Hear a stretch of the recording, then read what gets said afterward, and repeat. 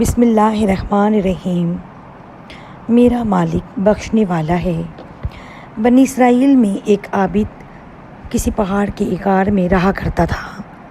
نہ لوگ اس کو دیکھتے نہ وہ لوگوں کو دیکھتا تھا۔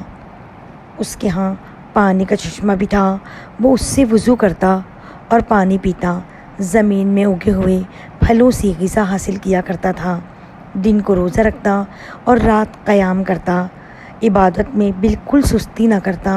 اس پر سعادت کے آثار نمایاں تھے۔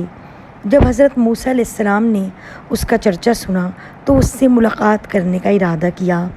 جب دن میں تشریف لے گئے تو وہ عابد نماز اور ذکر و اذکار میں مشغول تھا، اور جب رات کو جانا ہوا تو وہ اللہ عز و جل کی مناجات طلب نجات کے لیے اللہ تعالیٰ کی بارگاہ میں دعا میں مستغرق ڈوبا ہوا تھا۔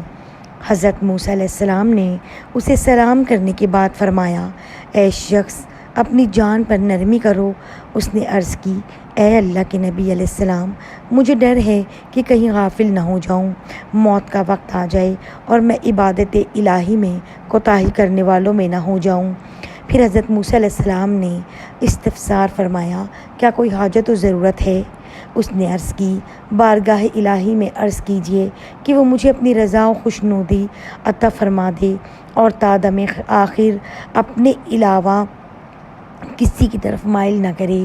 چنانچہ جب حضرت موسیٰ علیہ السلام جبل طور پر مناجات کے لیے حاضر ہوئے اور کلام باری تعالیٰ کی لذت میں مستغرق ہو گئے تو آپ علیہ السلام کو اس عابد کی بات یاد ہی نہ رہی۔ اللہ سبحانہ و تعالیٰ نے خود ہی ارشاد فرمایا، اے موسیٰ علیہ السلام، تجھے میرے عابد نے کیا کہا؟ آپ علیہ السلام نے عرض کی، یا الہی، تو خوب جانتا ہے، اس نے مجھے کہا میں تجھ سے دعا کروں کہ اسے اپنی رضا و خوشنودی عطا فرما دے اور اپنے علاوہ کسی میں مشغول نہ کر یہاں تک کہ وہ تجھ سے آ ملے۔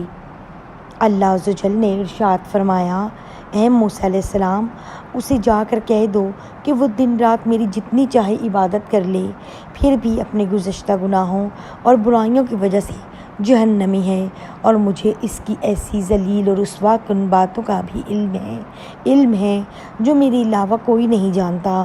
چنانچہ حضرت موسیٰ علیہ السلام اس کے پاس تشریف لائے، اسے رب عز و جل کا فرمان سنایا اور اس کے گزشتہ بڑے بڑے گناہوں کے متعلق بتایا تو اس نے کہا، مرحبا، میں اپنے رب کا فیصلہ اور حکم دل و جان سے تسلیم کرتا ہوں۔